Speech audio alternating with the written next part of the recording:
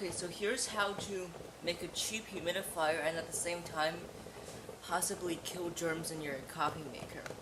So what I did is I simply I took the hose off of the hot water outlet there. And what's going to happen is this is all going to actually boil, which it actually already is, but soon it's going to turn to a roaring boil.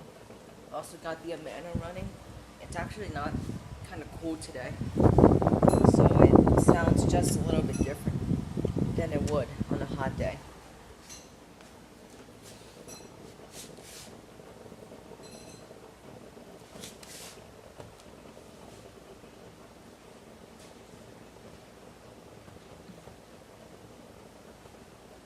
So you lower the water against the more roaring the boil will get.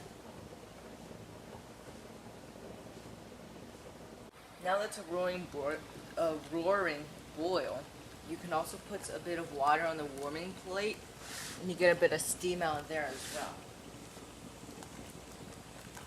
Oh my god, this is gonna like start to scald.